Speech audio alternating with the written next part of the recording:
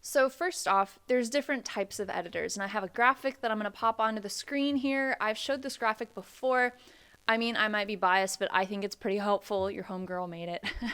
but but I feel like it outlines kind of well the different types and how like substantial they are. So we have substantive or developmental editing, and this has to do with your overall structure. This is your content, this is your flow.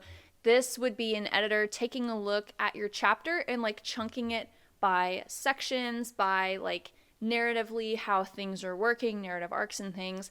Next up from that is going to be a manuscript evaluation. This has to do more with offering feedback on your book's structure, the story, the mechanics, the genre. Again, this is kind of like looking at it from like a 30,000 foot view and just kind of identifying what's great about it and what might need a little bit of work. Up from that, we have line, copy, and proof editing. Now, line and copy editing are kind of similar. This has to do with your book's tone, its readability, style, voice, etc. And this is looking more at like the paragraphs, some of the sentences, and just making sure that things read well. This is not about content or structure. That's bigger. Line and copy editing is more of like, okay, let's make sure that this is sounding good, that it's flowing, that it's that it just sounds good, basically. And then lastly, we have proof editing, and this has to be like very granular, looking at your spelling, your grammar, typos, just getting really nitty-gritty.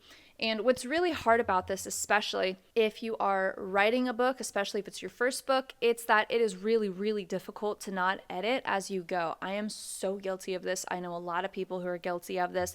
And the reason why you don't want to do that is because you can edit and tweak your language all day long. But if the structure and the content isn't there, like structurally, if it doesn't make sense, if there's plot holes, if there are unanswered questions, tweaking your grammar and your spelling is not gonna fix that. It's like molding clay, right? I've never molded clay in my life, but I'm rolling with this analogy anyway. And it's that you have a lump of clay, this lump of clay being your story, and you're sort of like molding it roughly into the shape that you want.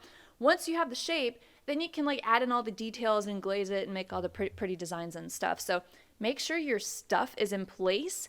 And from there, later on, you could edit all day long. As long as the content's there, then it would make sense to kind of look at it more granularly. Which kind of brings me well into my next point, which is knowing where you're at within the book writing and editing process. So if you have your first draft, you wrote your first draft, congratulations, by the way, that's a huge accomplishment. If you have a first draft, chances are it's going to need a lot of structural work. So what I would recommend doing, just to kind of get familiar with your own style, your own voice, etc., before bringing a professional in, what I would recommend doing is just self-editing if you can. This is just like making sure that you're basically running a brush through your story. And then at least what I did is once I got it into the best possible shape that I thought I could, that's when I hired out, because it's in better shape for the editor. I'm going to feel a little bit better about the feedback that I'm going to get.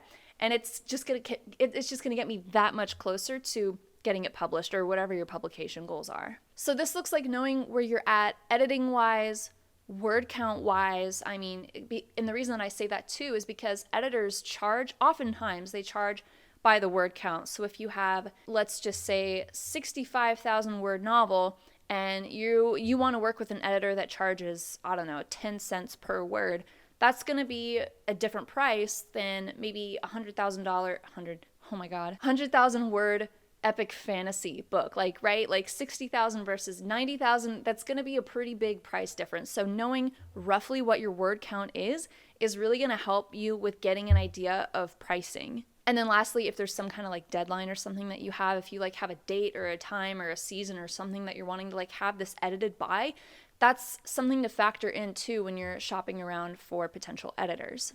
So in terms of where to look for an editor, this is probably the biggest question that you and some other people might have, is where I get it, like I'm good on my end, I know what I need to have done, but like where do I go? I have nailed this down to 4 possible options. So the first option that's probably going to be the best place to start are referrals, and this has to do with getting recommendations from people that you like, know, and trust. Word of mouth is always just something about word of mouth just makes whatever they're telling you that much more trustworthy. So I would consider who you know, friends, colleagues, if you're in a writer's group, if you're in a book club, if you have any beta readers, see if they know anyone. Otherwise, if you're not necessarily in a creative space like that, you could always just ask your local library too. If they don't know, they'll be able to refer you to someone, right? Or at least a couple different resources. I happened to find my editor. I hired a developmental editor for my book called The Finer Things Club, about living and working in Yellowstone National Park as a housekeeper. So check that out if you want. I found mine through a newsletter actually by Jane Friedman. And I think it was like a slot within her newsletter where she was like, hey, you know, free consultation for 30 minutes or something, or I don't know, something like that. So I took her up on it. I made sure that she edited memoirs. She did. So I reached out and was like, hey, you know, I'm curious about what this arrangement could look like. Here's what my book's about. Is that something that you're able to kind of offer some information around, like, just reaching out in that way. So I found my editor through a newsletter. That's also like a type of referral. Otherwise, some other places to look include associations. And this is one that I don't feel like is always recognized, but if you are part of any writers associations or anything like that, there's so many different types. There's like Romance Writers of America. There's the Nonfiction Authors Association. There's like an association for every type of writing, for every type of author. Sometimes they'll have one big chapter. Sometimes they'll have many little regional chapters. It just depends. But oftentimes they will usually have like a professional database of names of people that are looking for clients. This could look like editors, this could look like VAs, virtual assistants, this could look like book cover designers, interior formatting people. Like there's all kinds of support and resources that they offer besides that kind of professional database. Usually it's for like few $100 a year maybe, but I would check that out just as another resource. Otherwise, you have your good old conferences and networking events, although a lot of conferences tend to happen in the spring. That is part of the publishing season. There are seasons in publishing. I also have a graphic that I'll pop up in case you're curious if you want to learn a bit more about that. But conferences most likely to usually take place during the spring, and a lot of industry professionals will make their way over there, including, some editors, agents. I wouldn't go to a conference to meet an editor, but if you go to one and happen to meet an editor, bada boom, bada bing. That's really great. I'm super happy for you. You have just widened your network by one editor more.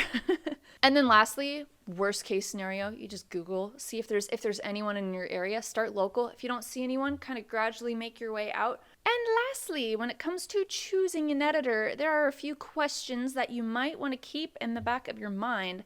The first one being, how much experience do they have? Do they have X number of years editing for a particular type of genre or a particular type of editing? Do they do more developmental editing versus like line or copy editing?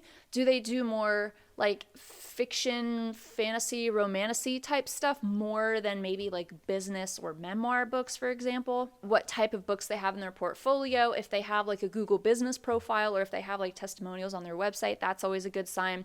So consider how much experience they have, and consider if they have any specialties, like any genre specialties. Like I said, if they do mostly fiction, mystery, thriller, crime, if they're in that cohort, or if they do like business psychology, family, like, you just want to make sure that you are getting in touch, that you're putting yourself in front of the person that has experience and positive work. Let me try this again. They have experience with positive client feedback in the particular genre where you are needing support. My God. And then lastly, I would take a look and see if they offer any free consultations of any kind. That's not uncommon. People in all kinds of different industries will offer sometimes 15 or 30-minute free consultations if they do charge. If you get to them through a referral, maybe they offer some kind of discount. I don't know. But if you're unsure, if you need a little direction, you can always do free consultations. They're more than happy to help answer your specific questions, give you any quotes, etc., the depth of work that they're able to do. So I hope that offers a little bit of direction when it comes to finding an editor that is the right one for you and your book. And when I was doing a little bit of light research for this video to make sure that I was including everything that needed to be included. And one really important note that I just thought that I'm just going to pass on from an article that I saw is that it is more important to find the right editor rather than the best editor. I'm going to leave that up to your discretion, but just in case it influences your decision or your research, I just thought I would pass that along. So with that being said, I hope you got something out of this video. If you did, consider liking and subscribing. And if you have other specific questions, by all means, drop it in the comments. Let your girl know what she needs to be talking about. And I'm more than happy to make a video just for you on that topic, because chances are, if you have that question, a lot of other people are also going to have that question. So I hope you have a good rest of your day. I'll see you in the next video. Take care. See you then.